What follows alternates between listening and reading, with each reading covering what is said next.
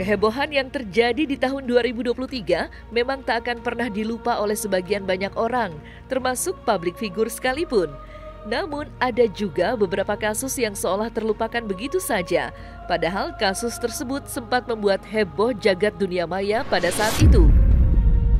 Ya, kejadian itulah yang tergambar pada kasus yang melibatkan Denny Sumargo dengan mantan kekasihnya, Ferny Hassan, yang memperdebatkan soal status anaknya yang ternyata sudah dimulai sejak tahun 2019 lalu.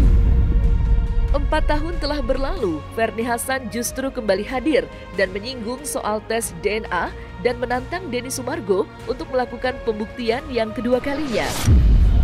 Menanggapi adanya hal tersebut, Denny Sumargo justru tak gentar, hingga terjadilah konflik antara dirinya dengan Ferny Hassan. Namun, seiring berjalannya waktu, konflik itu seakan mereda tanpa adanya kejelasan.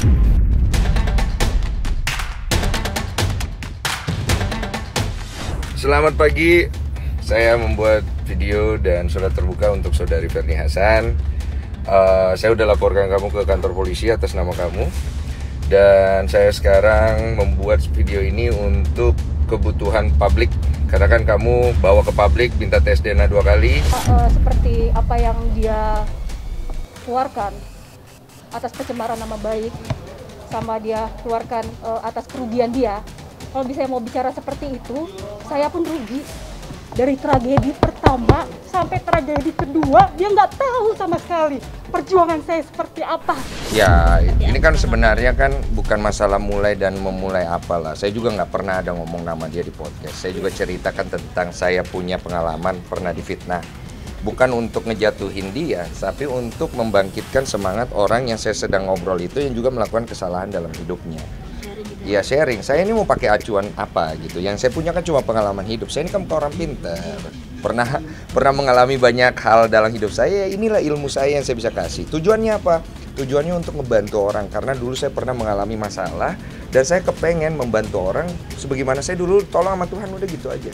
Tapi kalau kemudian akhirnya nyinggung beberapa pihak, ya kita harus maklumi juga. Tapi kan kita lihat dari unsur pidananya masuk tidak. Nah, saya kan tidak ada melakukan hal seperti itu, maka dia kalau merasa kan tinggal laporkan. Saya merasa kemarin saya laporkan gitu, dan saya lihat unsur itu bisa masuk ke dalam unsur pidana dan dibantu oleh kuasa hukum saya, itu kita luruskan secara hukum. Saya hanya melakukan ini karena ada konsekuensi moral dan juga tanggung jawab publik yang saya berikan untuk sebuah pembelajaran dan untuk sebuah tanggung jawab.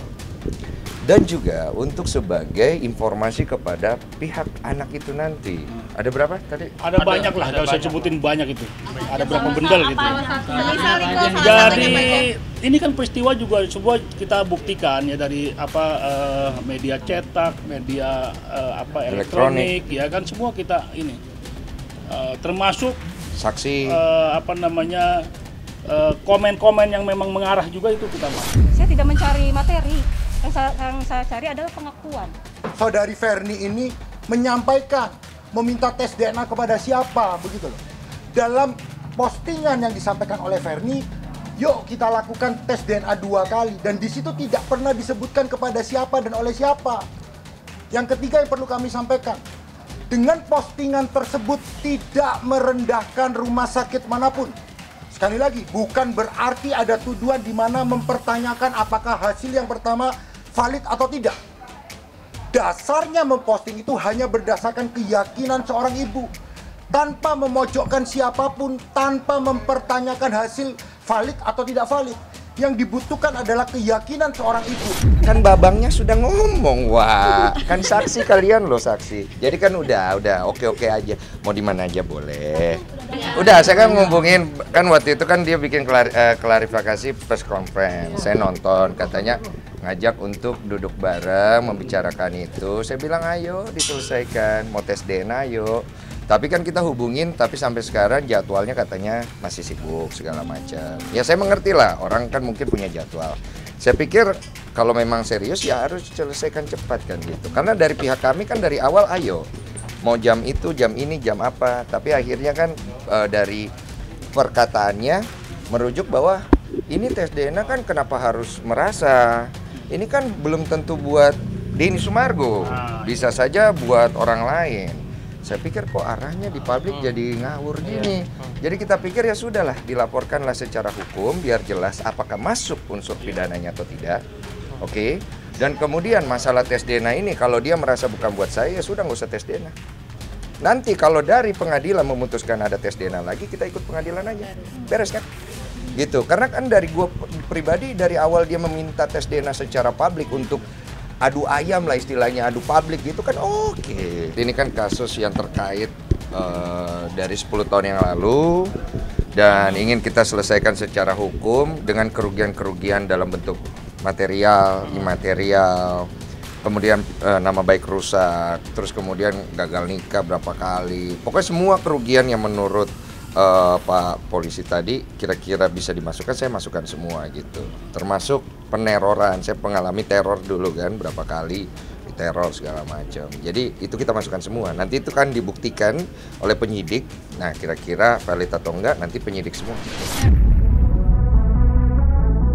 Hampir sama halnya dengan yang dialami oleh Denny Sumargo, kasus penipuan yang menimpa Jessica Iskandar kini juga tak menemui kejelasan terkait lanjutan proses hukum terhadap pelaku Christopher Stefanus Budianto. Meski sudah sempat ada titik terang dengan ditangkapnya CSB oleh pihak kepolisian, namun kasus ini nyatanya belum juga menemukan kejelasan terkait status hukum yang kini masih belum jelas. CSB, Steven, welcome home. Mana uang saya? Balikin uang saya. Balikin uang saya kamu.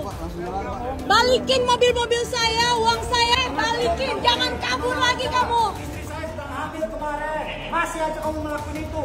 Kemarin kemana aja? Mana hatimu? Mana uang-uang saya? Mana mobil-mobil saya? Mana? Mana? Kamu bisa ngomong? Bisa ngomong? Jangan macam apa kau? Oke bang. Ya, jadi terima kasih teman-teman. Jadi pada hari ini saya kuasa hukum daripada Bu Jessica Iskandar dan Pak Vincent. Jadi kita kesini juga berdasarkan informasi dari penyidik, sebagaimana tadi teman-teman melihat, yaitu adalah menyambut daripada kedatangan tersangka Christopher Stefanus Budianto. Karena sebagaimana dia dari status DPO, kemudian red notice dari Interpol, dan kita bersyukur dengan progres perkara ini yang sampai pada saat ini sudah dilakukan penangkapan terhadap Christopher. Yang pasti aku jadi kebawa emosional karena ya dari waktu 1,5 tahun ini aku udah berusaha banget untuk mengolah perasaan diri sendiri tuh untuk bisa keluar dari kayak bayang-bayang musibah gitu, karena saat kena musibah itu terus terang itu merupakan cobaan yang berat, apalagi itu awal kita menikah, baru melahirkan. Aku berusaha untuk bisa mengikhlaskan, untuk bisa bangkit lagi, untuk bisa fokus lagi kepada kehidupan aku, kepada suami dan anak-anak gitu. Karena yang kemarin itu sungguh sangat amat menguras tenaga, biaya, emosi, mental juga jadi rusak, waktu juga semuanya berantakan lah. Saya emosi aja itu, maksudnya ya akhirnya saya ketemu sama seorang yang menyakiti istri saya saat istri saya hamil, lalu saat momentum dia melahirkan baby doll, di mana itu harusnya momentum kebahagiaannya terutama istri telah melahirkan sosok buah hati yang sehat, ya kan? Tapi kena imbasnya ya sakit hatinya sih di situ ya. Cuman negara hukum, jadi menghormati prosesnya dan pasal-pasal, jadi juga nggak mau main hakim sih. Dan sekarang ketemu sosok yang membuat masalah ini terjadi di hidup keluarga aku tuh, rasanya tuh aku kayak gimana ya, kayak ya aku meledak lah, pokoknya aku nggak pernah kayak gitu sama orang, tapi aku tuh rasanya kayak udah kesel banget, aku tuh langsung luapin, aku tuh langsung teriak gitu, karena aku bener-bener oh Tuhan gitu, kayak kenapa tega banget gitu ngelakuin ini sama aku, padahal aku nggak pernah jahat sama dia, aku nggak pernah jahat gitu, kenapa dia bisa-bisanya tega untuk apa ya, ibaratnya menyiksa aku ya saat aku hamil, melahirkan. Wah itu bener-bener ketemu dia lagi tuh kayak nge-flashback gitu, kayak aku tuh membuka lembaran luka. Kalau saya dikasih izin untuk tinju sama dia sih, wow. Tapi nggak tahu ya kalau open boxing biar kalian nanti diundang semua. Cuman ya. Tapi kita pastinya serahkan lah kepada. Iya, balik lagi kita serahkan ini semua ke proses hukum, ke pengadilan juga, dan juga kita percaya bahwa hukum di Indonesia tuh ini kok. Karena kita pun juga nggak tahu ya alasannya dan bibit bobotnya apa sampai dia bisa ketangkep di negara tersebut. Kita pun yang saya udah bilang itu kita tahunya dianya itu kuasa hukumnya tuh yang rilis press conference bahwa di luar negeri. Nggak tahu, kita nggak tahu, sama sekali nggak tahu. Dugaan saya kemarin di Singapura atau Malaysia, dugaan saya. Cuman tiba-tiba dapat link itu, terus wah kuasa hukumnya bilangnya lagi di Thailand. Baru tahu. Di hari itu juga pas dia posting itu kapan ya? 3-4 hari yang lalu lah. Aku berharap sudah sejauh ini dan semoga kebenaran bisa terungkap semuanya.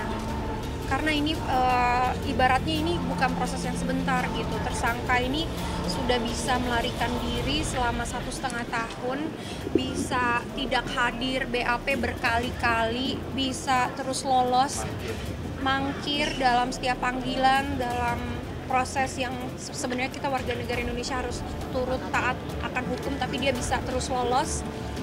Jadi ya ini aku berharap banget supaya ini dugaan aku salah, bahwa dugaan aku ini adalah tersangka CSB ini adalah dugaan mafia, dan pasti kalau namanya mafia itu kan pasti banyak banget akar-akarnya. Semoga kepolisian kita bisa tegak lurus, bisa menindak semua sampai ke akar-akarnya. Jadi kalau masalah kerugian baik itu mobil atau uang, jadi kita sudah menyampaikan bukti-bukti itu ke penyidik. Makanya dengan Stephen ini sudah ditangkap, ini kan akan membuka nanti dalam BAP. Karena selama ini keterangan dia ini kan belum pernah diambil karena dia melarikan diri.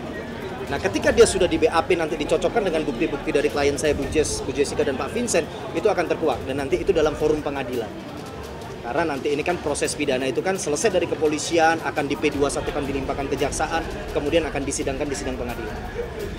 Jadi kita nggak mau prematur juga bicara masalah kerugian yang akan itu menjadi tarik ulur dari pihak sana, klaim kerugiannya adalah kerugian PT, dari sini pribadi, nggak perlu itu.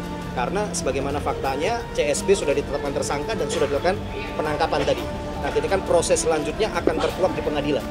Hakim yang akan menilai fakta-fakta hukum itu. Jadi nggak perlu saya sebagai kuasa hukum atau kuasa hukumnya CSB saling klaim. Sudahlah kita lihat fakta.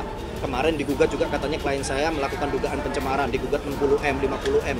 Ya, tapi buktinya apa? Ditolak kan putusannya oleh pengadilan, kan begitu. Ini kita bicara fakta loh.